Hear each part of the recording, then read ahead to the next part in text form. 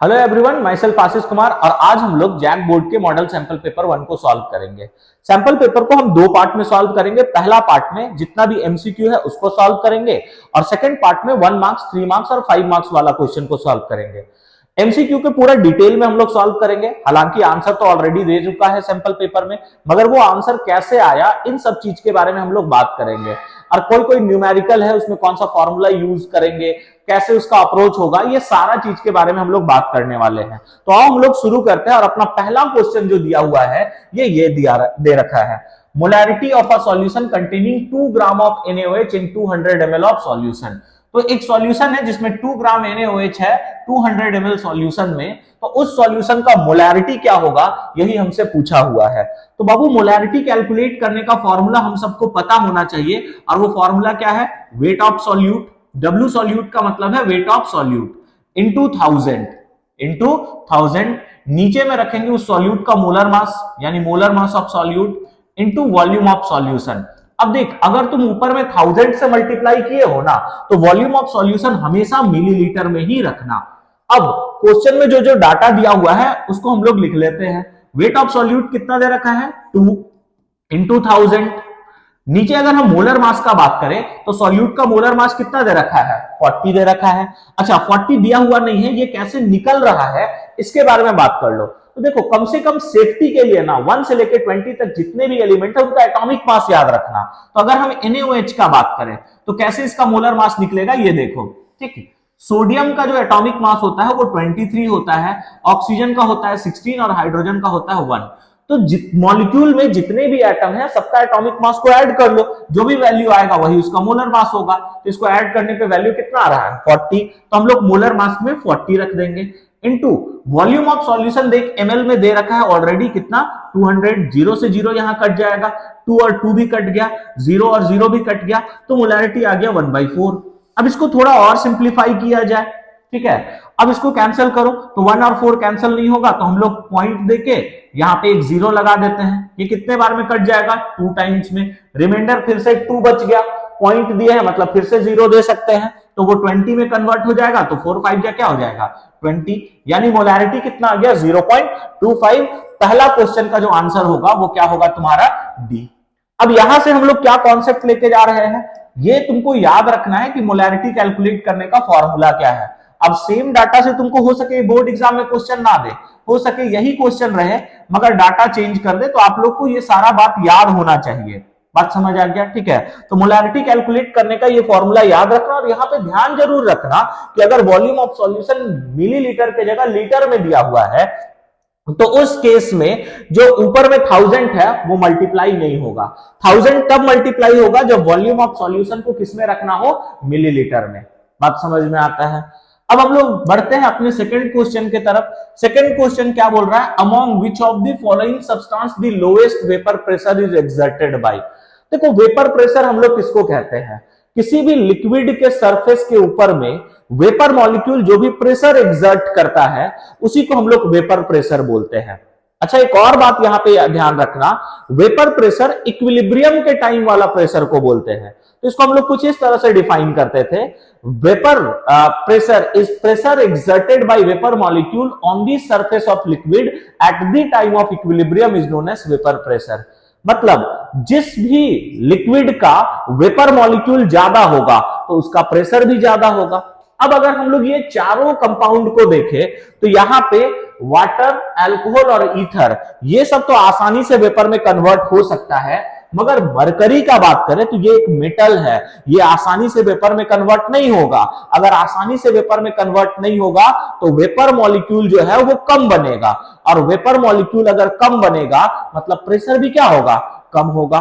तो इसका जो आंसर है वो क्या हो जाएगा तुम्हारा? डी हो जाएगा। ऐसा क्यों बोले? क्योंकि मरकरी जो है उसका वेपराइज करने का टेंडेंसी कम होगा। वेपराइज करने का टेंडेंसी कम होगा मतलब वेपर मॉलिक्यूल कम बनेगा। वेपर मॉलिक्यूल कम बनेगा तो प्रेशर भी क्या होगा? कम एक्सर्ट होगा। बात समझ में आता है? ठीक है, नेक्स्ट क्वेश्चन जो है वो है कि the quantity of charge required to obtain 1 mole of aluminium from Al2O3। Al2O3 से 1 मोल एल्युमिनियम ऑब्टेन करने के लिए हमको कितना चार्ज देना पड़ेगा? तो इसके लिए पहले तुमको एल्युमिनियम Al2O3 का डिसोसिएशन समझना होगा। तो Al2O3 कुछ ऐसे डिसोसिएट करता है, Al3 प्लस O2 माइनस, और यही Al3 प्लस जो है वो एल्युमिनियम में कन्वर्ट होगा।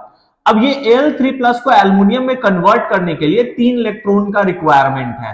तो Al3 प्लस अगर 3 इलेक्ट्रॉन ले ले तो ये किसमें कन्वर्ट हो जाएगा? एल्युमिनियम सॉलिड में कन्वर्ट हो जाएगा। अब अगर एक Al3 प्लस है तो कितना इलेक्ट्रॉन का जरूरत पड़ेगा? 3 इलेक्ट्रॉन का जरूरत पड़ेगा। अगर 10 Al3 प्लस होता तो कितना इलेक्ट्रॉन का जरूरत होता है? 10 into 3 दैट इज 30 इलेक्ट्रॉन का जरूरत पड़ता। ठीक है, अगर 100 Al3 प्लस होता तो कितना इलेक्ट्रॉन का जरूरत पड़ता? 100 into 3 दैट इज कितना हो जाता तुम्हारा? 300 इलेक्ट्रॉन का जरूरत पड़ता। अब इसी चीज को मोल में बोलते हैं। अगर 1 मोल Al3 प्लस हमको Al3 प्लस को रिड्यूस करना है तो हमको कितना मोल इलेक्ट्रॉन का जरूरत पड़ेगा? 3। एक को रिड्यूस करने के लिए 3 चाहिए, तो जब मोल का भी बात करेंगे तो वही कहानी होगा। तो 1 मोल Al3 प्लस को Al में कन्वर्ट करने के लिए कितना मोल इलेक्ट्रॉन चाहिए? 3 मोल इलेक्ट्रॉन चाहिए। तो हम ये बात बोल सकते हैं कि 1 मोल Al3 प्लस को Al में कन्वर्ट करने के लिए 3 मोल इलेक्ट्रॉन का जरूरत है। अब अगर हमको number of mole of electron पता है तो हम लोग इजीली चार्ज बता सकते हैं। बात समझ आ गया? ठीक है, क्योंकि 1 मोल इलेक्ट्रॉन के पास में जो है वो 1 फेराडे चार्ज होता है। 1 मोल इलेक्ट्रॉन के पास कितना फेराडे चार्ज होता है? 1 फेराडे। तो 3 मोल इलेक्ट्रॉन के पास में कितना फेराडे चार्ज होगा? 3 फेराडे चार्ज होगा। मतलब अगर हमको 1 मोल एल्युमिनियम एटम चाहिए तो उसके लिए हम लोग को कितना फेराडे चार्ज देना पड़ेगा? 3 फेराडे चार्ज देना पड़ेगा। अब इसमें और भी टाइप का क्वेश्चन पूछा जा सकता है। जैसे अगर तुमको ये पूछ लेता कि CuCl में अगर तुमको 1 मोल Cu चाहिए तो कितना फेराडे चार्ज का जरूरत पड़ेगा? तो फिर से पहले तुम इसका डिसोसिएशन लिख लेना। ये डिसोसिएट करेगा Cu प्लस Cl माइनस में। अब Cu प्लस जो है वो 1 इलेक्ट्रॉन लेगा तभी तो किसमें चेंज होगा? Cu में चेंज हो जाएगा। अब अगर हम बात करें एक Cu प्लस को Cu में चेंज करने के लिए 1 इलेक्ट्रॉन चाहिए, तो 1 मोल को चेंज करने के लिए कितना मोल इलेक्ट्रॉन चाहिए? 1 मोल। अब 1 मोल इलेक्ट्रॉन के पास कितना फेराडे चार्ज होता है? 1 फेराडे। तो इस केस में चार्ज तुम्हारा हो जाएगा 1 फेराडे। इसी तरह से हम यहां पे भी बोले एक Al3 प्लस को Al में चेंज करने के लिए, एल्युमिनियम बनाने के लिए हम लोग को 3 इलेक्ट्रॉन का जरूरत है। 1 मोल को कन्वर्ट करना है तो 3 मोल का जरूरत है। ठीक है, इसका मतलब 1 मोल Al3 प्लस को Al में कन्वर्ट करने के लिए 3 मोल इलेक्ट्रॉन, और 1 मोल इलेक्ट्रॉन के पास में होता है 1 फेराडे चार्ज, तो 3 मोल के पास में होगा 3 फेराडे। इसीलिए यहां पे आंसर हम कितना लगा रहे हैं? 3 फेराडे। नेक्स्ट क्वेश्चन का हम लोग बात करते हैं। नेक्स्ट क्वेश्चन बोला है the molar conductivity is maximum for the solution of concentration. ठीक है, किस सॉल्यूशन में मोलर कंडक्टिविटी सबसे ज्यादा होगा उसके बारे में पूछा हुआ है। अब अगर हम मोलर कंडक्टिविटी का बात करें ना तो मोलर कंडक्टिविटी कैलकुलेट करने का एक फॉर्मूला है, और वो फॉर्मूला शायद आप लोग को याद होगा, कापा इंटू 1000 बाई मोलारिटी। अब हमसे मोलारिटी देके ही पूछा है कि किसका मोलर कंडक्टेंस ज्यादा होगा और किसका मोलर कंडक्टेंस कम होगा। अब बताओ तो मोलर कंडक्टेंस और मोलारिटी के बीच में कैसा रिलेशन है? इनवर्सली। इनवर्सली कहने का मतलब समझ में आ रहा है ना? अगर मोलारिटी ज्यादा होगा तो मोलर कंडक्टेंस क्या होगा? कम। अब क्वेश्चन में हमसे क्या बोला है? Molar conductivity maximum. मैक्सिमम होने के लिए मोलारिटी को क्या होना होगा? मिनिमम। मतलब मोलारिटी कम होगा तभी मोलर कंडक्टेंस ज्यादा होगा। अब ये चारों ऑप्शन में देखो कि किसमें मोलारिटी सबसे कम है। अगर यहां पे बात करोगे तो 0.004। ठीक, नेक्स्ट अगर हम बात करें तो यहां पे 0.002, यहां पे क्या है 0.005, यहां पे क्या है 0.001। तो चारों ऑप्शन में सबसे कम मोलारिटी कहां पे दिख रहा है? डी वाले पे। मोलारिटी कम मतलब मोलर कंडक्टेंस क्या होगा? ज्यादा। क्यों ज्यादा होगा? क्योंकि हमको रिलेशन पता है, मोलर कंडक्शन जो है वो मोलारिटी के क्या होता है? Inversely proportional. तो आंसर यहां पे क्या हो जाएगा? डी। बोल बात समझ में आता है। अब हम लोग नेक्स्ट क्वेश्चन के बारे में बात करते हैं। नेक्स्ट क्वेश्चन क्या है? The molar conductivity. Same question 2 बार आ गया है, नहीं? इससे पहले भी वही क्वेश्चन था ना? अच्छा चलो कोई बात नहीं। अब 6 नंबर पे आते हैं, specific conductance of 0.1 molar NaCl solution is 1.01 into 10 का power -2 ohm inverse centimetre inverse. It's molar conductance in ohm inverse centimetre square mole inverse is. Basically हमसे क्या किया, हमको यहां पे इस सॉल्यूशन में मोलैरिटी दिया हुआ है और मोलैरिटी कितना दिया हुआ है 0.1. अब एक और चीज दिया हुआ है और वो दिया हुआ है स्पेसिफिक कंडक्टेंस ऑफ 0.1. ये तो मोलैरिटी था और ये है तुम्हारा स्पेसिफिक कंडक्टेंस का वैल्यू. स्पेसिफिक कंडक्टेंस यानी कापा का बात कर रहा है. कापा कितना दे रखा है बाबू, कापा दे रखा है 1.01 इंटू 10 का पावर -2 और ये यूनिट क्या है ओम इनवर्स सेंटीमीटर इनवर्स, ये दे रखा है. बात समझ में आ गया. अब अभी हम कुछ देर पहले तुमको मोलर कंडक्टेंस कैलकुलेट करने का फॉर्मूला बताया. फॉर्मूला क्या है, कापा इंटू 1000 डिवाइडेड बाय क्या बाबू, मोलैरिटी. गुड. अगर हम बात करें कापा का वैल्यू का, तो कापा कितना दे रखा है 1.01 इंटू 10 का पावर -2 और अगर हम मोलैरिटी का बात करें तो मोलैरिटी कितना दे रखा है 0.1. अब आराम से हम लोग इसको सॉल्व कर लेते हैं. तो देखो, अच्छा 1000 छूट रहा है, 1000 को हम 10 का पावर 3 बोल सकते हैं. अब सॉल्व करो तो molar conductance is equal to 1.01 into 10 का पावर -2. 1000 को 10 का पावर 3 लिख दिए हैं और जो 0.1 है अगर हम उसको 10 का पावर -1 लिख दे तो किसी को कोई दिक्कत होगा क्या, नहीं. ये 10 का पावर -1 और ये कट जाएगा तो बचेगा कितना 10 का पावर -1. ठीक. अब मोलर कंडक्टेंस का वैल्यू आराम से आ रहा है 1.01 इंटू दो पावर वाला नंबर मल्टीप्लाई में है, बेस सेम, पावर को ऐड करेंगे तो 10 का पावर 3 प्लस -1 होगा. ठीक है, तो 3 - 1 क्या हो जाएगा 2. मतलब मोलर कंडक्टेंस का वैल्यू कितना आ रहा है 1.01 इंटू 10 का पावर क्या हो जाएगा 2. अब देख लो यहाँ पे ऑप्शन कौन सा मैच कर रहा है. ऑप्शन अपना ए मैच कर रहा है तो ए को टिक करेंगे और आगे बढ़ेंगे. तो यहाँ पे फिर से तुम्हारे लिए इंपॉर्टेंट क्या है, इंपॉर्टेंट ये है कि आप लोग को मोलर कंडक्टेंस का फॉर्मूला याद रखना होगा. हो सके वैल्यू चेंज करके, ये क्वेश्चन आपको बोर्ड एग्जाम में भी पूछ सकता है. तो मोलर कंडक्टेंस का फॉर्मूला क्या हो जाएगा, कापा इंटू 1000 बाई मोलैरिटी. और बाबू कापा को ही हम लोग क्या बोलते हैं, स्पेसिफिक कंडक्टेंस. ये बात का भी ध्यान रखना. बात समझ में आ गया.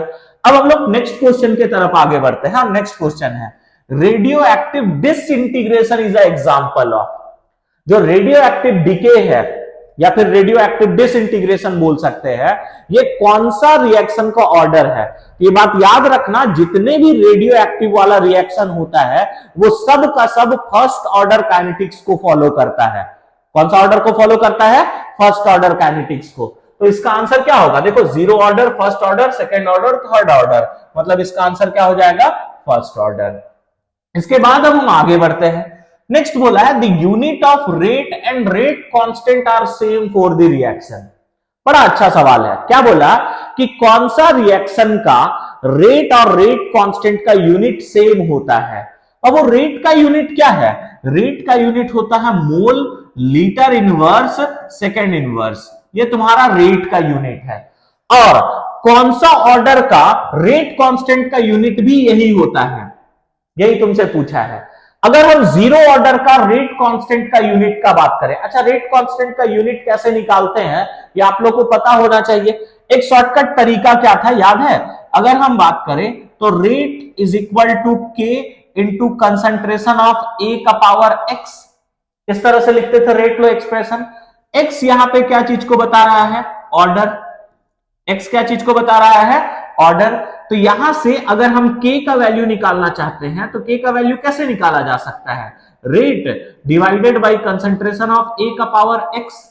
ठीक. अब अगर यूनिट यूनिट खेलना है तो रेट का यूनिट क्या बताए, रेट का यूनिट अभी हम बता रहे हैं मोल लीटर इनवर्स सेकेंड इनवर्स.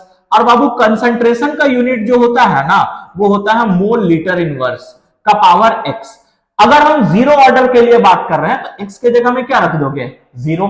अब किसी भी नंबर के ऊपर में पावर 0 यानी कितना हो जाएगा 1. अब 1 को डिवाइड करो चाहे नहीं करो कोई फर्क नहीं पड़ता है. तो 0 ऑर्डर रिएक्शन के लिए रेट कांस्टेंट का यूनिट भी क्या आ रहा है, देखो तो मोल litre inverse second inverse. Rate का यूनिट भी मोल लीटर इनवर्स सेकंड इनवर्स है, रेट कांस्टेंट का यूनिट भी मोल लीटर इनवर्स सेकंड इनवर्स, मतलब इसका आंसर जो होगा वो क्या हो जाएगा, जीरो ऑर्डर रिएक्शन। तो ये बात याद रखना है, जीरो ऑर्डर रिएक्शन का रेट और रेट कांस्टेंट दोनों का यूनिट सेम होता है। अब बस अगर आपको इतना याद है ना, तो आप अभी तुरंत फर्स्ट ऑर्डर का भी रेट कांस्टेंट निकाल सकते हो। मान लो अगर क्वेश्चन हमसे फर्स्ट ऑर्डर का रेट कांस्टेंट पूछता तो हम क्या करते, बाबू रेट का यूनिट अभी हम बताएं क्या था, मोल लीटर इनवर्स सेकंड इनवर्स। अब अगर हम बात करें कंसंट्रेशन का यूनिट, तो कंसंट्रेशन का यूनिट मोल लीटर इनवर्स है। अगर फर्स्ट ऑर्डर है तो x के जगह में 1 रखोगे। अब किसी भी नंबर के ऊपर में पावर 1 मतलब वही नंबर होगा। अब ये और ये कटा, ये और ये भी कटा, तो k का यूनिट क्या आ गया, सेकंड इनवर्स आ गया। वही अगर सेकंड ऑर्डर के लिए पूछ लेता तो हम क्या कर लेते, k is equal to mole litre inverse second inverse. ठीक, यहां पे फिर से वही काम करते, मोल लीटर इनवर्स का पावर क्या दे देते, 2। तो यहां से आंसर क्या आना, mole litre inverse second inverse divided by mole का पावर 2 लीटर का पावर -2। ये कटेगा, नीचे में बचेगा -1, ये कटेगा 1। अब सारा को सॉल्व करने पे आंसर क्या आ जाएगा, mole inverse litre second inverse. ये तुम्हारा सेकंड ऑर्डर का है। तो कोई भी चीज रटने का जरूरत नहीं है, कॉन्सेप्चुअली याद रखोगे तो एग्जाम में मार्क्स भी अच्छा आएगा और चीजों को भूलोगे भी नहीं। मेनली यहां पे हम लोग का ये क्वेश्चन था, हालांकि कुछ एक्स्ट्रा बताना था तो हम बता दिए। इस तरह से बाकी जो ऑर्डर है उसका रेट कांस्टेंट का यूनिट निकल सकता है। अब इसके अलावा तुमको थर्ड फोर्थ फिफ्थ कुछ भी पूछ लेना, कोई फर्क नहीं पड़ता, आप आराम से सारा चीज को बता सकते हो। अब हम लोग नेक्स्ट क्वेश्चन की तरफ चलते हैं। अपना अगला सवाल क्या है, the rate constant of first order reaction is 2 × 10 का पावर -2 मिनट इनवर्स। बड़ा आराम से बात को समझो। बोला है कि रेट कांस्टेंट है फर्स्ट ऑर्डर रिएक्शन का, जो कि कितना है, 2 × 10 का पावर -2। अब वो रेट कांस्टेंट को अपने लोग किससे रिप्रेजेंट करते हैं, k से, यानी k का वैल्यू दे रखा है 2 × 10 का पावर -2। ठीक है, the half life period of the reaction is, इसका हाफ लाइफ पीरियड क्या होगा, यानी t हाफ क्या होगा, यही हमसे क्वेश्चन में पूछा है। अब फर्स्ट ऑर्डर रिएक्शन का हाफ लाइफ पीरियड कैलकुलेट करने का फॉर्मूला है 0.693/k। अब इसी को हम लोग को सॉल्व करना है। 0.693, अगर हम k का बात करें तो k कितना दे रखा है, 2 × 10 का पावर -2 दे रखा है। अब कैसे सॉल्व करेंगे, तो एक बात बताओ, जब पावर वाला नंबर डिनोमिनेटर से न्यूमरेटर में जाता है तो पावर का साइन चेंज करता है। तो यहां से t हाफ का वैल्यू कितना आने वाला है, देखो 0.693 × 10 का पावर -2 ऊपर चला गया, यानी 10 का पावर क्या हो जाएगा, 2 डिवाइडेड बाय यहां से 2 है, तो इसको कैंसिल करते हैं। 2 1 जा 2, 0, 2 3 जा 6, 2 4 जा 8, 2 6 जा 12, अप्रोक्स में अभी यही रहने देता है। 2 5 जा 10 भी कर सकते हो, कोई भी दिक्कत नहीं है। तो यहां से t half is equal to क्या आ गया, इसको देखो 10 का पावर 2, यानी इसको हम ऐसे भी लिख सकते हैं 3465 × 10 का पावर 2, यानी कितना हो जाएगा बाबू, इसमें अगर हम बात करें तो 10 का पावर 2 कहने का मतलब क्या होगा, इसको हम लोग किससे मल्टीप्लाई कर देंगे, 100 से मल्टीप्लाई कर देंगे। 10 का पावर 2 मतलब 1 और 2 जीरो होगा।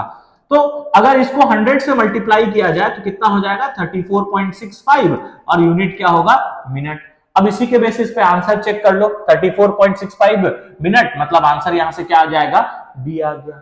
ठीक है, अब देखो टी हाफ के बारे में क्वेश्चन पूछा है। अच्छा, एक और यहां पे सवाल तुमसे कर सकता है एमसीक्यू में। सवाल ये बन सकता है, टी हाफ में देखो तो कैलकुलेट करने का जब फॉर्मूला था तो 0.693/k, यहां पे कहीं पे भी कंसंट्रेशन का जिक्र नहीं हुआ है। तो फर्स्ट ऑर्डर का हाफ लाइफ पीरियड से एक और सवाल पूछा जा सकता है, और वो सवाल ये है कि कौन सा रिएक्शन का हाफ लाइफ पीरियड ये कंसंट्रेशन ऑफ रिएक्टेंट पे डिपेंड नहीं करता है।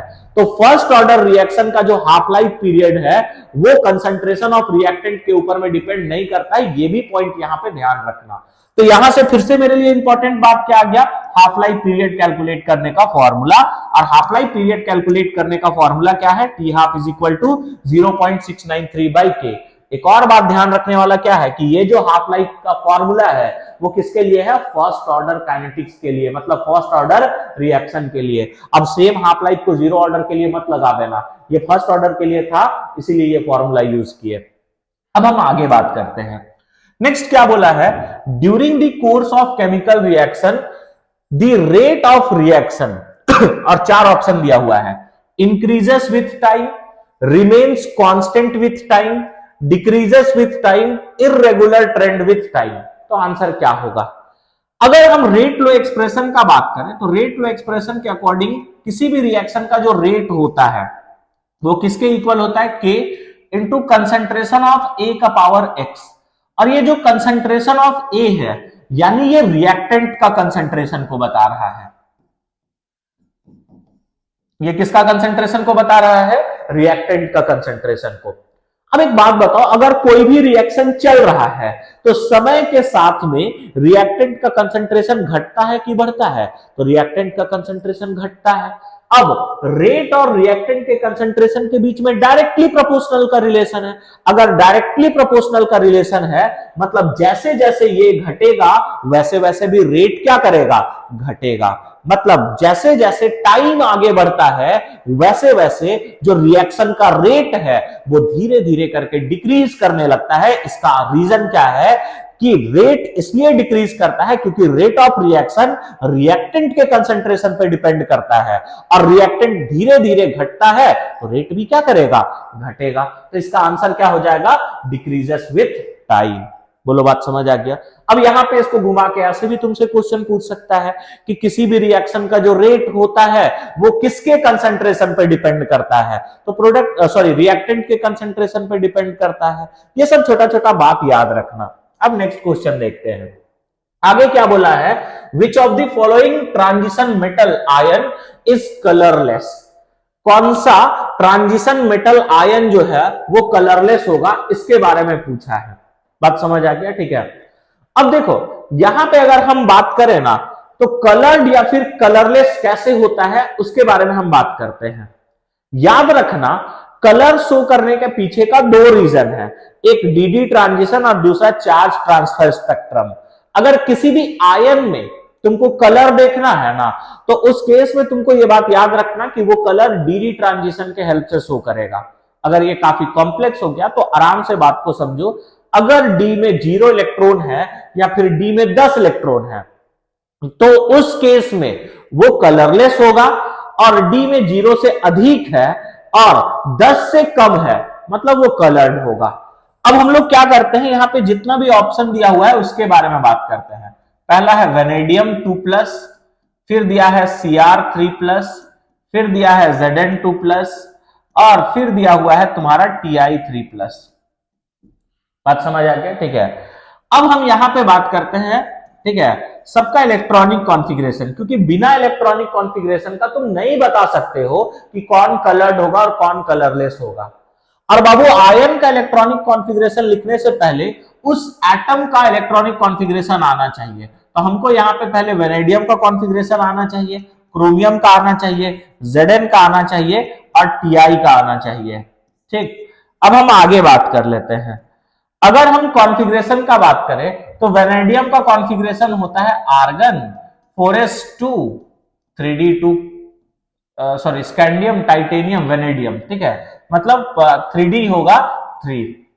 क्रोमियम का बात करें तो क्रोमियम का कॉन्फ़िगरेशन एक्सेप्शनल होता है आर्गन 4s1 3d5, क्योंकि वेनेडियम के बाद नेक्स्ट क्रोमियम ही आता है। जिंक का बात करें तो जिंक का कॉन्फ़िगरेशन होता है आर्गन 4s2 3d10। ये सब बात आप लोग को याद होगा। टाइटेनियम का कॉन्फ़िगरेशन होगा आर्गन 4s2 3d2।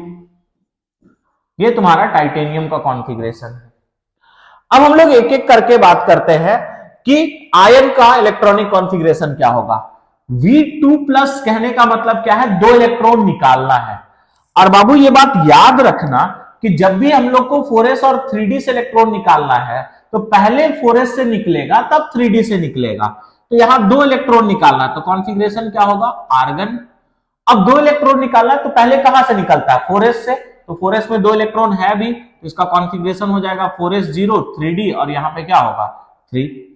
क्रोमियम का बात करें तो 3 इलेक्ट्रॉन निकालना है तो पहले निकलेगा s से, निकालना 3 है और s में 1 ही है तो ये निकल जाने के बाद d से निकाल लेंगे तो कॉन्फ़िगरेशन क्या हो जाएगा? आर्गन S का एक इलेक्ट्रॉन था वो निकल गया तो 4s0।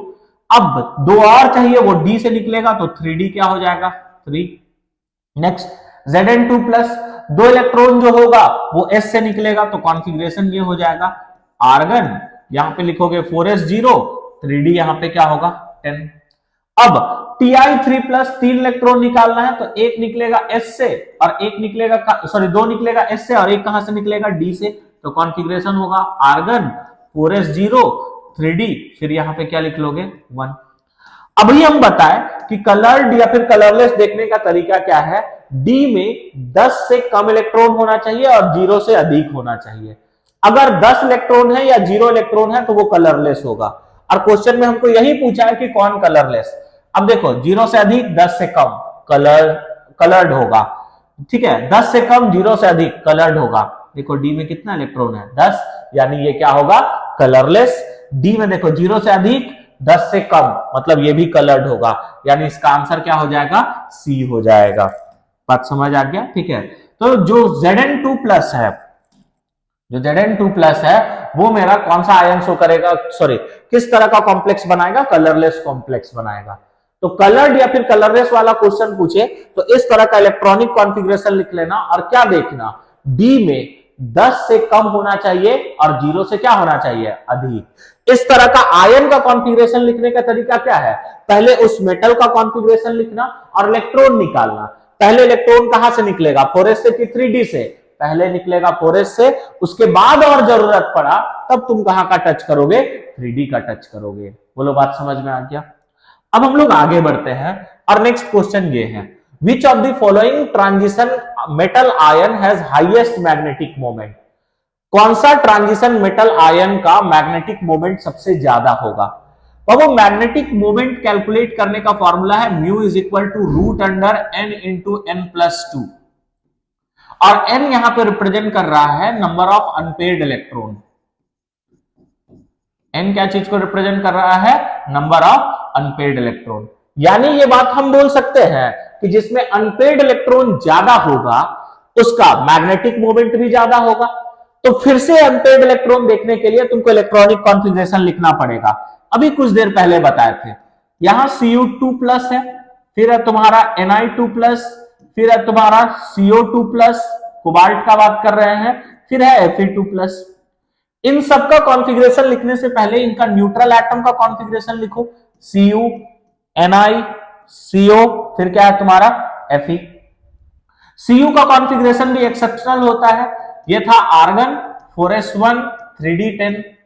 अब Cu2 प्लस का तुम लोग खुद से बताने का कोशिश करो, 2 प्लस यानी कितना इलेक्ट्रॉन निकलेगा 2, पहले कहां से निकलेगा S से, अब 2 निकालना है, S में एक ही है तो एक निकालने के बाद कहां चले जाएंगे D में, तो इसका कॉन्फ़िगरेशन क्या हो जाएगा बोलना जरा, आर्गन 4s1 3d9। गुड। इसके बाद हम लोग निकल का बात करते हैं, तो निकल में हो जाएगा आर्गन 4s2, ठीक है, आयरन होता है 26, कोबाल्ट 27, निकल 28, मतलब 3D क्या हो जाएगा 8। अब Ni2 प्लस का बात करो, दो इलेक्ट्रॉन निकालना है, वो S से निकल जाएगा तो कॉन्फ़िगरेशन हो जाएगा आर्गन 4s0 3d8। गुड। अब कोबाल्ट का बात करते हैं, कोबाल्ट का कॉन्फ़िगरेशन क्या हो जाएगा, कोबाल्ट का कॉन्फ़िगरेशन होगा आर्गन, फिर हम लोग बात करें तो 4s2 3d7, आयरन के बाद कोबाल्ट आता है। अब CO2 प्लस कैसे बनाएंगे, दो इलेक्ट्रॉन निकालना है, तो दो इलेक्ट्रॉन जो है वो कहां से निकल जाएगा S से, तो कॉन्फ़िगरेशन होगा आर्गन 4s0 3d7। और लास्ट है तुम्हारा Fe, इसका कॉन्फ़िगरेशन होगा आर्गन 4s2 3d6। अब यहां से कितना इलेक्ट्रॉन निकालना है 2, तो दोनों इलेक्ट्रॉन जो है वो S से निकल जाएगा तो कॉन्फ़िगरेशन होगा आर्गन 4s0 3d, और यहां पे क्या होगा 6। अब D में जिसके पास अनपेड इलेक्ट्रॉन ज्यादा होगा उसका मैग्नेटिक मोमेंट भी ज्यादा होगा, तो हम इधर थोड़ा लिख रहे हैं, ठीक है। अगर हम यहां पे बात करें तो D में टोटल कितना ऑर्बिटल होता है 5, और 5 ऑर्बिटल में टोटल 9 इलेक्ट्रॉन है, तो 9 इलेक्ट्रॉन कैसे भरोगे, यहां पे 1 2 3 4 5, पहले एक एक भरते हैं, उसके बाद पेयरिंग करेंगे 6 7 8 9। अब एक इलेक्ट्रॉन अकेला रह गया है, तो यहां पे n का वैल्यू जो होगा वो 1 होगा, नंबर ऑफ अनपेड इलेक्ट्रॉन 1 हो गया। यहां पे अगर हम बात करें तो कितना इलेक्ट्रॉन है टोटल 5 ऑर्बिटल है, 8 इलेक्ट्रॉन है, तो पहले एक एक भरे, 1 2 3 4 5, फिर पेयरिंग करेंगे 6 7 8, तो n का वैल्यू यहां पे क्या हो गया 2। अब यहां पे बात करोगे तो टोटल कितना, डी में 5 ऑर्बिटल है, 7 इलेक्ट्रॉन भरना है, 1 2 3 4 5 6 और एक क्या हो जाएगा 7, n का वैल्यू यहां पे क्या हो जाएगा 3। और लास्ट वाला में देखो, डी में 5 ऑर्बिटल है, 6 इलेक्ट्रॉन भरना है, 1 2 3 4 5 और एक पेयरिंग होगा 6, कितना पेयर नहीं हुआ 4, तो n का वैल्यू यहां पे 4 हो जाएगा। अब म्यू जो है वो डायरेक्टली डिपेंड कर रहा है n के वैल्यू पे, n जिसमें ज्यादा उसमें मैग्नेटिक मोमेंट भी ज्यादा, तो n किस केस में ज्यादा दिख रहा है, Fe2+ के केस में, यानी अगर हम आंसर का बात करें तो हाईएस्ट मैग्नेटिक मोमेंट यहां पे क्या होगा Fe2+ का। अब फिर से यहां पे इंपॉर्टेंट क्या है अपना मैग्नेटिक मोमेंट कैलकुलेट करने का फॉर्मूला, मैग्नेटिक मोमेंट कैलकुलेट करने का फॉर्मूला क्या है, mu is equal to root under n into n plus 2, और n क्या चीज को रिप्रेजेंट कर रहा है, नंबर ऑफ अनपेयर्ड इलेक्ट्रॉन। कैसे देखते हैं वो सारा हम डिटेल में यहाँ पे आप लोग को बता दिए हैं, होप तो समझ में आ गया होगा। अब हम लोग बारी है नेक्स्ट क्वेश्चन का। नेक्स्ट क्वेश्चन है the hybridisation involved in NiCN4 -। अब इसमें क्या हाइब्रिडाइजेशन होगा उसके बारे में बात किया है, तो इसका हाइब्रिडाइजेशन कैसे निकालते हैं ये देखो, NiCN4 बाबू अगर हम इसका कोऑर्डिनेशन नंबर का बात करें, कोऑर्डिनेशन नंबर यानी सेंट्रल एटम को कितना लिगेंड अपना लोन पेयर डोनेट कर रहा है, या फिर सेंट्रल एटम को कितना लोन पेयर मिल रहा है लिगेंड से, वही उसका कोऑर्डिनेशन नंबर होगा। तो इसका कोऑर्डिनेशन नंबर जो है वो 4 है, और कोऑर्डिनेशन नंबर 4 वाला में दो तरह का हाइब्रिडाइजेशन कॉम्प्लेक्स शो करता है, एक हाइब्रिडाइजेशन है DsP2 और एक हाइब्रिडाइजेशन है sp3, ठीक है। इसका अगर आप लोग को जियोमेट्री याद होगा तो DsP2 अगर हाइब्रिडाइजेशन होगा तो जो जियोमेट्री होगा उसको बोलते थे स्क्वायर प्लेनर, और अगर sp3 हुआ तो जियोमेट्री जो होगा उसको बोलेंगे टेट्राहेड्रल। क्या बात यहां तक समझ आया, ठीक है। अगर DsP2 हुआ तो स्क्वायर प्लेनर और sp3 हुआ तो क्या हो जाएगा टेट्राहेड्रल। अब हम लोग आराम से इसका निकालते हैं कि कैसे हाइब्रिडाइजेशन कैलकुलेट करेंगे।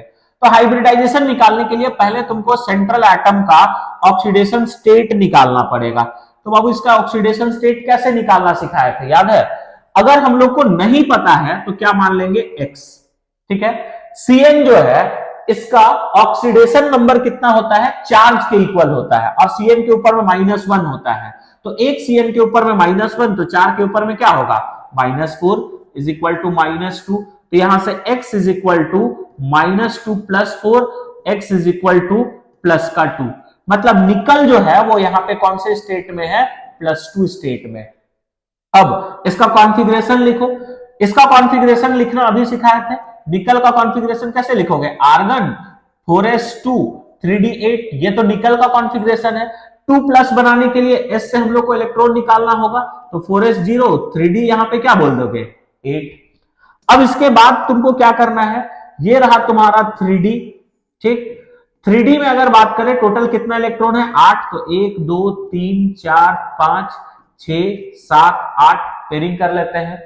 फिर अगर तुम्हारा 4s, ठीक है, ये रहा तुम्हारा 3d, फिर ये रहा तुम्हारा 4s, और इसके बाद क्या रहता है तुम्हारा 4p, ये पूरा तरह से खाली होगा, ठीक। अब यहां पे लिगेंड का कहानी आएगा। लिगेंड क्या प्रेजेंट है तुम्हारा Cn, और Cn जो है वो एक स्ट्रॉन्ग लिगेंड है। Cn एक क्या है तुम्हारा स्ट्रॉन्ग लिगेंड। अब स्ट्रॉन्ग लिगेंड जो होता है ना वो हुंड्स रूल के अगेंस्ट में पेयरिंग कराता है। हुंड्स रूल कहता है कि सबको जब तक एक एक इलेक्ट्रॉन नहीं मिलेगा पेयरिंग नहीं हो सकता है, मगर Cn जो है ये क्या करता है, जो अनपेयर्ड इलेक्ट्रॉन है उसको भी पेयर्ड कर देता है, इसी को बोल रहे हैं हुंड्स रूल के अगेंस्ट में पेयरिंग कराता है।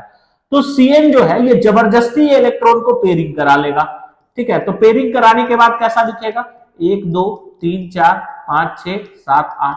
अब ये 3d का ऑर्बिटल खाली हो गया, ये 4s पूरा तरह से खाली है और 4p भी पूरा तरह से खाली है। अब अगर हम बात करें यहां पे हम लोग को कितना इलेक्ट्रॉन रखना है, Cn जो है वो एक इलेक्ट्रॉन देता है, एक लोन पेयर देता है, तो हमको 4 लोन पेयर रखना है। वो 4 लोन पेयर को हम कहां कहां पे रख सकते हैं, एक रख सकते हैं 3d में, एक रख सकते हैं 4s में, और 2 को रख सकते हैं 4p में। तो इलेक्ट्रॉन रखने के लिए हम लोग कौन कौन सा ऑर्बिटल को यूज किए बता तो, डी का एक यूज कर लिए, एस का एक यूज कर लिए और पी का 2 यूज कर लिए। मतलब यही सारा ऑर्बिटल जो है वो इंटरमिक्स करेगा यानी हाइब्रिडाइज करेगा। तो इसका जो हाइब्रिडाइजेशन होगा वो क्या होगा तुम्हारा, DsP2। इसका जो हाइब्रिडाइजेशन होगा वो क्या होगा, DsP2। अगर यहां पे ये भी पूछ लेता कि बताओ इसका हाइब्रिडाइजेशन के साथ साथ कि इसका जियोमेट्री क्या होगा, तो जियोमेट्री हम लोग क्या बोल देते हैं बाबू, स्क्वायर प्लेनर। तो इस तरह से हम लोग कॉम्प्लेक्स में हाइब्रिडाइजेशन कैलकुलेट करते हैं। अब हम लोग आगे बढ़ते हैं। नेक्स्ट जो क्वेश्चन है वो क्या है, which of the following is not a neutral ligand. ये आप लोग को याद करना पड़ेगा। लिगेंड बहुत सारा होता है, लिगेंड न्यूट्रल भी हो सकता है, पॉजिटिव भी हो सकता है, नेगेटिव भी हो सकता है। अब यहां पे दिया हुआ है H2O। H2O एक न्यूट्रल लिगेंड है। NH3 जो है वो तुम्हारा ये भी एक न्यूट्रल लिगेंड है। ONO जो है वो एक नेगेटिवली चार्ज लिगेंड है और CO जो है ये भी एक न्यूट्रल लिगेंड है। तो क्वेश्चन क्या पूछ रखा है कि कौन न्यूट्रल नहीं है, तो ये तो भैया न्यूट्रल है, ये भी न्यूट्रल है, ये भी न्यूट्रल है और ये तुम्हारा नेगेटिव है। तो आंसर यहां पे क्या हो जाएगा, सी। बोल बात समझ में आ गया, ठीक है। इसके बाद हम आगे बढ़ते हैं। अब नेक्स्ट क्वेश्चन क्या है, the number of ions given by PTNH3 whole 6Cl। ये जो कॉम्प्लेक्स कंपाउंड है अगर इसको हम लोग पानी में डाल दें तो हमको कितना आयन मिलेगा उसके बारे में बात करते हैं। तो आराम से समझो इसका आंसर हम लोग कैसे देंगे। PTNH3 होल 6 और यहां पे है Cl4। अब अगर तुम इसको पानी में डाल दो यानी एक्वस सॉल्यूशन में तो क्या होता है, ठीक है, ये आयोनाइज करेगा। और आप लोग को ये पता होगा कि कॉम्प्लेक्स सॉल्ट में जो आयोनाइजेशन होता है वो कैसे होता है, ये कोऑर्डिनेशन स्फीयर वाला एक पार्ट में टूटेगा और इसका बाहर वाला एक पार्ट में। तो ये कैसे टूटेगा, ये कुछ इस तरह से टूट जाएगा, PTNH3 होल 6 और इसके प्लस यहां पे होगा 4 Cl माइनस। अब एक के ऊपर में -1 तो 4 के ऊपर में -4, तो इसको न्यूट्रलाइज करने के लिए यहां पे +4 होगा। अब गिन लो टोटल कितना आयन है, आराम से आंसर दे सकते हो। ये पूरा का पूरा एक आयन होगा और 4 Cl माइनस का आयन है, तो टोटल नंबर ऑफ आयन कितना मिल रहा है, 5। तो इस बेसिस पे इसका आंसर 5 होगा। टिक करेंगे, आगे बढ़ेंगे।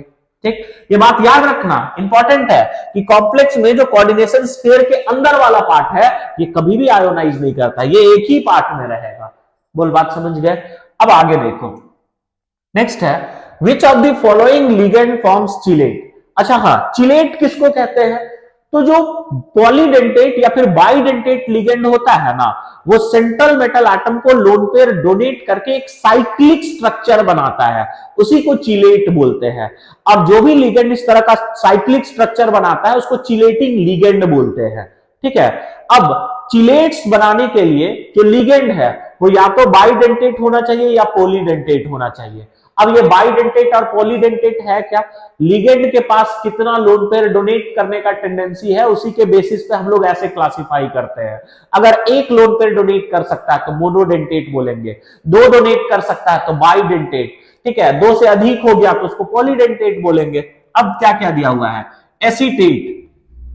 अगर हम एसीटेट का बात करें तो एसीटेट ये है तुम्हारा CH3CO-, इसी को हम लोग बोलते हैं एसीटेट, एसिटिक एसिड से बनने वाला।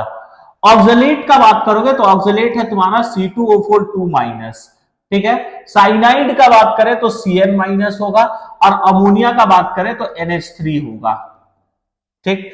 अगर हम लोग इसका बात कर ले एसीटेट का, ठीक है, तो एसीटेट जो है वो एक मोनोडेंटेट है और ये चिलेट का फॉर्मेशन नहीं करता है।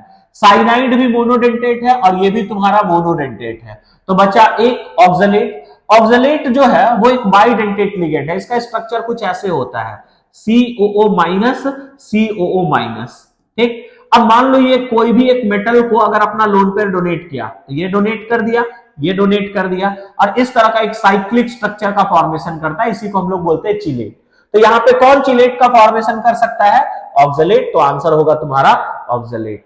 कुल बात समझ आ गया, ठीक है। चिलेट्स किसको कहते हैं, जो साइक्लिक स्ट्रक्चर बनता है उसको बोलते हैं चिलेट, और जो लिगेंड ऐसे साइक्लिक स्ट्रक्चर बनाएगा उसको बोलते हैं चिलेटिंग लिगेंड। ये दो कॉन्सेप्ट भी याद रखना।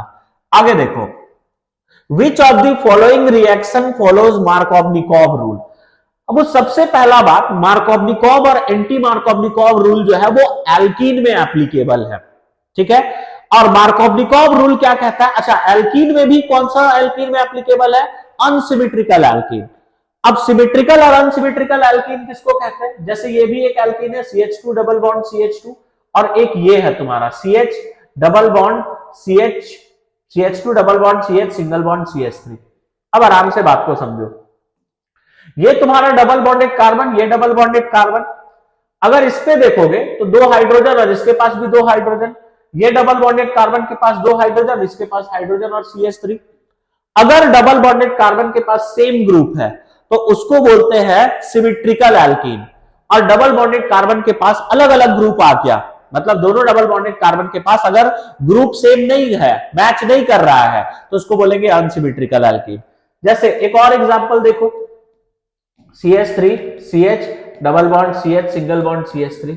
अब यहां पे हाइड्रोजन CH3, इसके पास हाइड्रोजन और CH3, तो दोनों डबल बॉन्डेड कार्बन के पास सेम ग्रुप, तो ये भी सिमेट्रिकल होगा। अगर दोनों डबल बॉन्डेड कार्बन के पास में ग्रुप अलग अलग हो गया, जैसे इसके पास दो हाइड्रोजन, इसके पास हाइड्रोजन और CH3, दोनों अलग अलग है, तो इसको हम लोग बोलेंगे अनसिमेट्रिकल एल्कीन। और इसी टाइप के एल्कीन के लिए तुम्हारा मार्कोव-निकोव या फिर एंटी मार्कोव-निकोव रूल एप्लीकेबल है।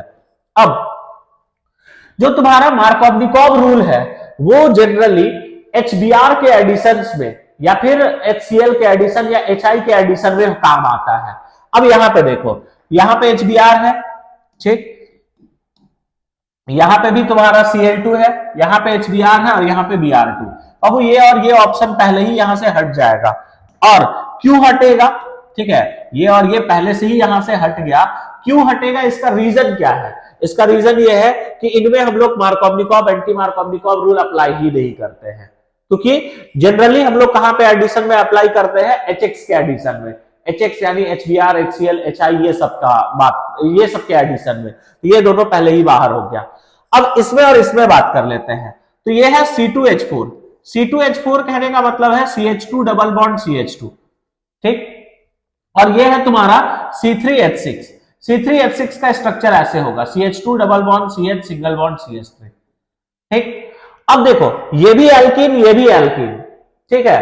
अब ये सिमेट्रिकल एल्कीन है, तो अभी बताएं, सिमेट्रिकल एल्कीन में कोई रूल नहीं चलता है, मार्कोव-निकोव एंटी मार्कोव-निकोव नहीं लगाते हैं, अनसिमेट्रिकल में अप्लाई करते हैं। तो यहां पे अगर बात करें तो यहां पे हम लोग मार्कोव-निकोव रूल अप्लाई करेंगे। बात समझ आ गया? और मार्कोव-निकोव रूल क्या कहता है? इस डबल बॉन्डेड सिस्टम में नेगेटिव पार्ट यहां पे Br होगा, वहां जुड़ेगा जहां हाइड्रोजन का नंबर कम है, मतलब CH में Br जुड़ेगा, ठीक है। और एंटी मार्कोव-निकोव इसका उल्टा, डबल बॉन्डेड सिस्टम में नेगेटिव पार्ट वहां जुड़ेगा जहां हाइड्रोजन का नंबर ज्यादा है। चलो आगे बढ़ते हैं हम लोग। नेक्स्ट जो है, which of the following has highest boiling point? देखो, बॉइलिंग पॉइंट यहां पे जितना भी ऑप्शन है सबका सब अल्काइल हैलाइड है। अल्काइल हैलाइड में यह बोला जाता है कि बॉइलिंग पॉइंट जो है वो दो फैक्टर पे डिपेंड करता है। पहला मोलर मास, और अगर आइसोमेरिक है तो उस केस में ब्रांचिंग, ठीक है। अब यहां पे देखोगे तो यहां पे टोटल कितना कार्बन है? 3। यहां पे देखो टोटल कितना कार्बन है? 4। तो अगर तुमको ये दोनों में कंपेयर करना हो ना, तो इसका बॉइलिंग पॉइंट ज्यादा होगा, इसका कम, क्योंकि इसका मोलर मास क्या है? ज्यादा। अब यहां पे अगर बात किया जाए तो यहां पे कितना कार्बन है टोटल? देखो तो 1 2 3 और यहां पे भी 4, ठीक है। यहां पे अगर बात करें तो यहां पे भी टोटल कितना कार्बन है? 4 कार्बन। अब ये तीनों में कैसे कंपेयर करेंगे? अगर तुम इसका स्ट्रक्चर का बात करोगे ना, तो ये अपना सिंपल साधारण स्ट्रेट वाला स्ट्रेट चेन शो कर रहा है, CH2 CH2 CH2 और यहाँ पे Cl, यहाँ पे कोई ब्रांचिंग नहीं है। यहाँ पे अगर इसका स्ट्रक्चर का बात करोगे, CH3 CH CH3 CH2 और इधर आएगा Cl। इसका स्ट्रक्चर का बात करोगे तो इसका स्ट्रक्चर ये है, CH3 और यहाँ पे Cl। अब तीनों जो कंपाउंड है इनका मॉलिक्यूलर फॉर्मूला सेम है, बस स्ट्रक्चर अलग अलग है, तो इनको हम लोग बोलते हैं स्ट्रक्चरल आइसोमर्स। और आइसोमर के केस में जो बॉइलिंग पॉइंट होता है वो इनवर्सली प्रोपोर्शनल टू ब्रांचिंग होगा। इनवर्सली प्रोपोर्शनल टू क्या होगा? ब्रांचिंग। यानी क्या है कि अगर ब्रांचिंग बढ़ेगा तो बॉइलिंग पॉइंट घटेगा। अब देखो यहां पे कोई ब्रांचिंग नहीं है, इसमें 1 है और इसमें टोटल 3 ब्रांच है, तो बताओ यहाँ पे कि बॉइलिंग पॉइंट सबसे ज्यादा किसमें होगा, जिसमें ब्रांचिंग सबसे कम होगा। तो ब्रांचिंग सबसे कम तुम्हारा बी ऑप्शन में दिख रहा है, तो इसका आंसर बी हो जाएगा। ठीक है, तो ये बात याद रखना, अगर अलग अलग अल्काइल हैलाइड है तो बॉइलिंग पॉइंट मोलर मास पे डिपेंड करेगा। अगर आइसोमेरिक हो गया मतलब मॉलिक्यूलर फॉर्मूला सेम, स्ट्रक्चर अलग अलग, तो उस केस में ब्रांचिंग पे डिपेंड करेगा। ये बात जरूर याद रखना। आगे देखते हैं हम लोग। नेक्स्ट बोला है which of the following alkyl halide is hydrolysed bye SN1 mechanism. अब तुमको पता होगा कि जो न्यूक्लियोफिलिक सब्स्टिट्यूशन रिएक्शन है वो दो मैकेनिज्म से होता है, एक SN1 और दूसरा होता है SN2। अब वो देखो ऑर्डर सिंपली तुमको याद रखना है। SN1 में जो रिएक्टिविटी होता है वो सबसे ज्यादा होता है 3 डिग्री का, फिर होता है 2 डिग्री का, फिर होता है 1 डिग्री का, और सबसे कम होता है इसका CH3X, इसको मिथाइल हैलाइड बोलते हैं। वही SN2 में ऑर्डर उल्टा होगा, 1 डिग्री, फिर होगा 2 डिग्री, फिर होगा 3 डिग्री, और यहां पे जो सबसे ज्यादा होगा वो होगा मिथाइल हैलाइड CH3X का। अब अगर डिग्री सेम है और हेलोजन अलग अलग है तो ऑर्डर हो जाता है सबसे ज्यादा तुम्हारा CH3I का, फिर होगा तुम्हारा CH3Br का, फिर होगा तुम्हारा CH3Cl का, ठीक, और सबसे कम होगा तुम्हारा CH3F का। अब हम आराम से यहां पे आंसर दे सकते हैं, सारा पॉइंट तो एक्सप्लेन कर ही दिए। तो बोला है which of the following alkyl halide is hydrolysed bye SN1 mechanism. अगर हम इसका बात करें तो ये जो है ये अपना मिथाइल हैलाइड है, ये जो है वो मिथाइल हैलाइड है। ठीक है, इसका अगर बात करें ना तो ये 1 डिग्री अल्काइल हैलाइड है। कैसे पता कर रहे हैं पता है, जिस कार्बन से हेलोजन जुड़ा हुआ है देखो वो कितना कार्बन से जुड़ा है, एक कार्बन से, तो कार्बन का डिग्री 1 होगा तो अल्काइल हैलाइड का भी डिग्री 1 होगा।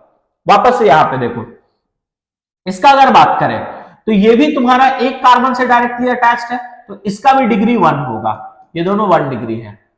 इसका अगर बात करोगे ना तो इसका स्ट्रक्चर ऐसा होगा, C, इधर CH3, इधर CH3, इधर CH3 और यहां पे Cl।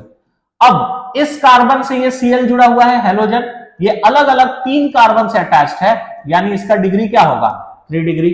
और SN1 के टुवर्ड्स जो रिएक्टिविटी होता है वो सबसे ज्यादा किसका होगा 3 डिग्री का, यानी आंसर क्या हो जाएगा डी हो जाएगा। आगे बढ़ते हैं अब हम लोग। नेक्स्ट बोला है the is in dehydration of alkyl halide with alcoholic KOH। ठीक है, अल्काइल हैलाइड को अगर हम लोग अल्कोहलिक KOH के साथ में रिएक्शन कराए तो सबसे अच्छा डिहाइड्रोहेलोजिनेशन कौन शो करता है। तो बाबू यहां पे ये बात याद रखना, पॉइंट याद रखने वाला है, जो अल्काइल हैलाइड का एलिमिनेशन रिएक्शन होता है, अल्कोहलिक KOH के साथ वाला जो रिएक्शन होगा उसको एलिमिनेशन ही बोलते हैं, और उसी को हम लोग डिहाइड्रोहेलोजिनेशन बोलते हैं, या फिर तुम इसी को बीटा एलिमिनेशन भी बोल सकते हो।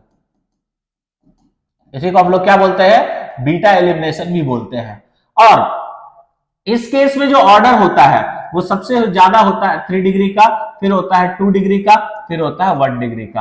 अब देख लो तुम्हारा ऑप्शन कौन सा मैच हो रहा है, तो आंसर यहाँ पे क्या आ जाएगा बी, 3 डिग्री, 2 डिग्री और 1 डिग्री। तो अल्कोहलिक KOH के साथ में सबसे अच्छा 3 डिग्री अल्काइल हैलाइड रिएक्ट करता है, फिर 2 डिग्री, फिर क्या होगा 1 डिग्री। आगे देखते हैं हम लोग। नेक्स्ट है which of the following hello alkane is most reactive. कौन हेलो अल्केन मोस्ट रिएक्टिव है। अब देखो हेलो अल्केन का जो रिएक्टिविटी है ना वो 2 फैक्टर पे डिपेंड करता है, एक डिग्री पे डिपेंड करता है, ठीक है, और दूसरा डिपेंड करता है कि कौन सा हेलोजन है। डिग्री में सबसे ज्यादा वही होगा 3, 2 और 1, और हेलोजन में सबसे ज्यादा होगा तुम्हारा आयोडीन वाला, फिर ब्रोमीन वाला, फिर क्लोरीन, फिर फ्लोरीन। अब देखो यहां पे बोला है 1 क्लोरोप्रोपेन, तो इसका स्ट्रक्चर ऐसे होगा, 5 कार्बन का chain, CH3, CH2, CH2, CH2, CH2 और पहला पोजीशन पे Cl, ये हो गया 1 डिग्री। 1 ब्रोमोप्रोपेन, तो यहां पे आ जाएगा CH3, CH2, CH2, CH2, CH2 और यहां पे Br। अब ऐसा नहीं है कि तुम यहां पे इस ब्रोमीन को यहां नहीं लिख सकते हो, लिख सकते हो, कोई प्रॉब्लम नहीं है, चाहे यहां लिखो या फिर यहां लिखो, दोनों फर्स्ट पोजीशन ही है। ठीक है, 2 क्लोरोप्रोपेन मतलब अब की बार 5 कार्बन का चेन है, हम हाइड्रोजन नहीं लिख रहे हैं, अंडरस्टूड है कि किसके पास कितना हाइड्रोजन होगा। सेकंड पोजीशन पे Cl, ये 2 डिग्री हो गया। तो ये सब में अगर कंपेयर किया जाए तो अब रिएक्टिविटी इसका ज्यादा होगा। नेक्स्ट है 2 ब्रोमोप्रोपेन, तो 5 कार्बन का चेन है और सेकंड पोजीशन पे Br होगा। अब ये भी 2 डिग्री, ये भी 2 डिग्री। अब इसमें अगर कंपेयर करना है तो हम क्या बताएं, सबसे ज्यादा होता है आयोडीन वाला में, ठीक है, फिर होता है किसमें, ब्रोमीन, फिर होता है किसमें, क्लोरीन। तो क्लोरीन और ब्रोमीन का डिग्री सेम है, तो ये दोनों में कंपेयर करना है तो ब्रोमीन का ज्यादा होगा, क्लोरीन का क्या होगा, कम। मतलब आंसर यहां पे क्या हो जाएगा, डी, 2 ब्रोमोप्रोपेन। आगे बढ़ते हैं। नेक्स्ट बोला है conversion of ethyl alcohol into acetaldehyde होना चाहिए, ये गलत आ गया है, ये होगा एसिटल्डिहाइड, ठीक है। Is an example of, ethyl alcohol को एसिटल्डिहाइड में कन्वर्ट करने का जो रिएक्शन है वो किसका एग्जांपल है। इथाइल अल्कोहल किसको कहते हैं, CH3CH2OH, इसको इथाइल अल्कोहल कहा जाता है। और एसिटल्डिहाइड किसको कहते हैं, CH3C डबल बॉन्ड O और यहां पे H। इसको अगर हमको कन्वर्ट करना है तो इसके लिए हम लोग को इसको PCC के साथ रिएक्शन कराना पड़ता है, PDC के साथ या CrO3 के साथ। यहां जितना भी दिखाई दे रहा है सबका सब ऑक्सीडाइजिंग एजेंट है और ये सब का सब माइल्ड ऑक्सीडाइजिंग एजेंट है। तो बाबू अगर इसको हम लोग ऑक्सीडाइजिंग एजेंट के साथ में रिएक्शन करा के एल्डिहाइड में बदल रहे हैं, मतलब ऑब्वियसली रिएक्शन क्या होगा, ऑक्सीडेशन। तो आंसर यहां पे क्या हो जाएगा, बी। अल्कोहल का एल्डिहाइड में बदलना, अल्कोहल का कार्बोक्सिलिक एसिड में बदलना, ये सब रिएक्शन ऑक्सीडेशन ही है। यही अगर ये भी पूछ लेता ना कि अल्कोहल को अगर हम लोग एसिटिक एसिड में बदल दिए तो कौन सा रिएक्शन होगा, तब भी आंसर क्या होता तुम्हारा, ऑक्सीडेशन ही होता। आगे हम लोग देखते हैं। अब नेक्स्ट बोला है the product obtained when sodium phenoxide reacts with carbon dioxide. अच्छा, सोडियम फिनॉक्साइड किसको कहते हैं, ये तुम्हारा बेंजीन रिंग, उसके ऊपर में O- और Na+, इसी को हम सोडियम फिनॉक्साइड बोलते हैं। इसको तुम CO2 के साथ रिएक्शन करा रहे हो और प्रेजेंस हम लोग H2O वगैरह के भी रखते हैं जो कि अभी क्वेश्चन में नहीं दिया हुआ है, ठीक है। तो इस केस में ये प्रोडक्ट मिलता है, यहां पे सोडियम फिनॉक्साइड Na+ हट जाएगा, इसको मिलेगा H, और ये ऑर्थो पोजीशन इसको बोलते हैं, यहां पे जुड़ जाएगा COOH। और ये जो प्रोडक्ट होता है इसको बोलते हैं सेलिसाइलिक एसिड, इसको हम लोग क्या बोलते हैं, सेलिसाइलिक एसिड। तो इसका आंसर कौन सा हो जाएगा, सी। अच्छा, ये रिएक्शन का नाम भी है, याद होगा, ये रिएक्शन का नाम है तुम्हारा कॉल्बेज रिएक्शन। ये तुम्हारा फिनॉल का एक रिएक्शन है, दो रिएक्शन पड़े होंगे, एक रिमर टिमेन और दूसरा है तुम्हारा कॉल्बेज। रिमर टिमेन रिएक्शन अगर होता ना तो बनता सेलिसाइल एल्डिहाइड, और कॉल्बेज रिएक्शन अगर हो रहा है तो बनता है सेलिसाइलिक एसिड। बोलो बात समझ आ गया यहां तक, ठीक है। अब हम लोग नेक्स्ट क्वेश्चन देखते हैं। आगे क्या बोला है, ether is obtained from ethyl alcohol in presence of H2SO4 at. अगर इथाइल अल्कोहल को H2SO4 के साथ रिएक्ट करके तुमको ईथर बनाना है ना तो टेम्परेचर 413 केल्विन का जरूरत पड़ता है, ये भी पॉइंट याद रखना।